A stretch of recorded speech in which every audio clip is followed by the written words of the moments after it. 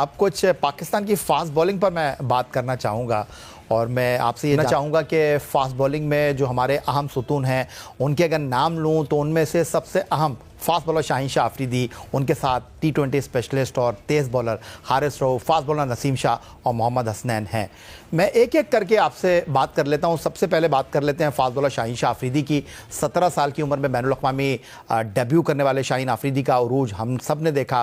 खासकर उनके करियर में भारत के खिलाफ T20 वर्ल्ड कप 2021 का स्पेल यादगार रहा, लेकिन फिर उन्हें घुटने की इंजरी हुई। फिर कहा जाने लगा कि उनकी स्विंग ख़त्म हो गई, किसी ने कहा कि उनकी रफ्तार कम हो गई।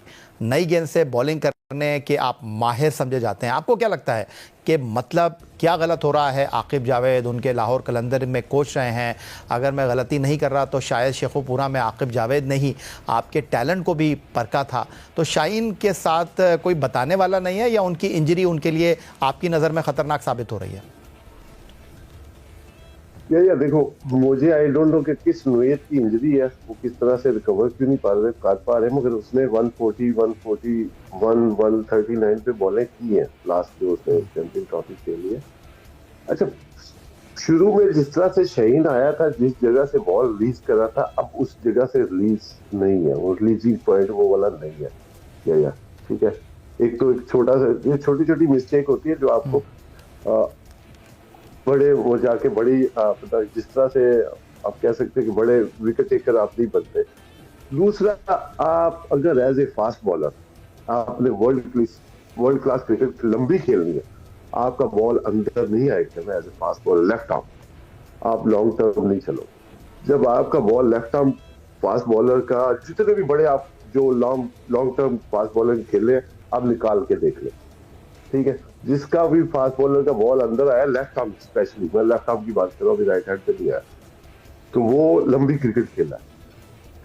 आप यूं ही देखें, अब अभी हम डिस्कस करना क्यों शुरू हुए उसके ऊपर, हालांकि ये विदाउट डिस्कशन होना चाहिए था। शाहीन शाह आफरीदी जिस तरह से उसने स्टार्ट लिया था, इतना अला अच्छा शेप बनती थी, बनाना स्विंग जिसको हम बोलते हैं, इस तरह की शेप आती थी, और बैट्समैन ऑलरेडी उसका सर मिडल और ऑफ स्टंप पे गिरा होता था, तो बॉल अंदर आता लेट, राइट हैंड को इन स्विंग बोलते हैं। तो वो अभी नहीं आ रहा, ठीक है, जिसकी वजह से फिर वो रन से भी खा रहा है, थोड़ा सा एक्सपेंसिव भी हो रहा है। तो वो तो आकिब भाई को या उसको खुद सोचना चाहिए, थोड़ा, क्योंकि वो इतनी अच्छी क्रिकेट खेल रहे हैं, इस लेवल पे खेल रहे हैं, उसको वर्कआउट करना चाहिए। आकिब भाई मेरे साथ भी रहे, नो डाउट, अभी भी वो चल रहे हैं, वही विकी भाई भी रहे हैं हमारे साथ भी, आकिब भाई भी रहे, तो उनको बताना चाहिए कि यार इस तरह, फिर अब वर्कआउट तो उनको करना चाहिए ना जो साथ है।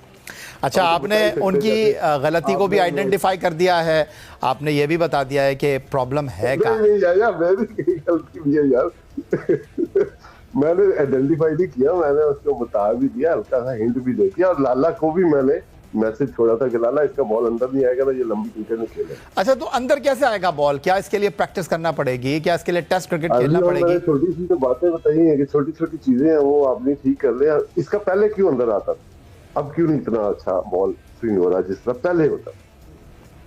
तो आप बता दीजिए ना, आपसे ज्यादा बेहतर कौन जानता है? तो अपनी बेसिक पे चला जाए, ठीक हो जाएंगे चीजें। अच्छा, चलना ठीक हो गया। अच्छा, लाहौर कलंदर्स और वाइट बॉल क्रिकेट में उनके साथी समझे जाने वाले हारिस रऊफ इस्लामी टीम के वो मुस्तकिल बॉलर हैं जो 150 किलोमीटर या इससे भी ज़ायद रफ्तार से बॉल करने की अहलियत रखते हैं, लेकिन एक तो हमें कभी उनकी जानिब से वो स्विंग बॉलिंग नज़र आई ही नहीं जो फास्ट बॉलर का हथियार हो, तो हरीफ टीमें बेबस हो जाती हैं। दूसरी जानिब ये कि माना कि 48 वनडे में उनकी 85 विकटें हैं, 79 T20 इंटरनेशनल में 110 शिकार कर चुके हैं, लेकिन उनके करियर में कोई ऐसी परफॉर्मेंस नज़र नहीं आती जिसमें मोहम्मद आमिर हों, शाहीन आफरीदी हों, आपको वसीम अकरम कहते थे, वकार यूनुस कहते थे, उनके कुछ स्पेल यादगार रहे हैं। तो हारिस रऊफ से क्या गलती हो रही है आपके ख्याल में? उन्हें किस चीज़ पर अब काम करने की ज़रूरत है? हारिस का जो मसला ये है, उसकी जो ज़्यादा बॉलें हैं ना, वो बैट के मिडल पे लगती है, ठीक है। मोस्ट ऑफ द 90% बॉल आप देखिएगा बॉल के मिडल में होगी उसकी, ठीक है। अब इस तरह का जो बॉलर है, बॉल को पटकते हैं, उसको बॉल को टाइम नहीं देता स्विंग होने का, बॉल को एक टाइम, सर्टेन टाइम चाहिए उसको स्विंग होने का, ठीक है, ठीक है, एक टाइम होता है बॉल को स्विंग, उसको टाइम देना चाहिए, बॉल या आगे करे। फिर इनकी जो लाइन और लेंथ है ना, वो वाली नहीं है कि बैट्समैन को वो उस पर लेके आए संभल में, ये इजी लाइन लेंथ पे शॉर्ट ऑफ लेंथ बॉलिंग करके ज्यादा आप देखें, कि बैट्समैन यहाँ पे थोड़ा सा यहाँ पे खेलता है, इनको बैट्समैन को थोड़ा आगे नहीं लेके आते। फिर ऊपर से इनका वो, हालांकि अभी भी दूसरी दुनिया के आप देखें काउंटी और आपका सॉरी T20 में बॉल स्विंग रिवर्स स्विंग होता है इनके एक ओवर में, इनकी कोशिश ही नहीं होती। बॉल अगर या स्विंग नहीं होगा ना, आप 160 पे भी कर लो, आपको कुट्टी जाता है। ठीक है।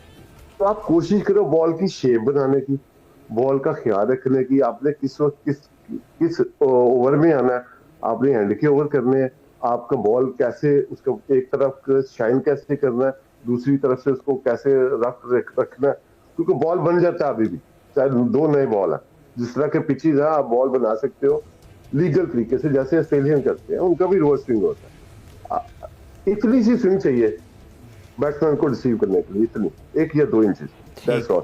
और जिस तरह से जो उसकी पेस है उसको आप खुद ही इस चीजों पे वर्कआउट करना पड़ेगा। अदरवाइज PSL खेल रहे हैं और इनकी टक्कर का पीछे से कोई बॉलर नहीं आ रहा, ये इनकी मेरा ख्याल है कि बदगुमानी है कि पीछे से सडनली एक दो बॉलर आएंगे जो ये फिर नजर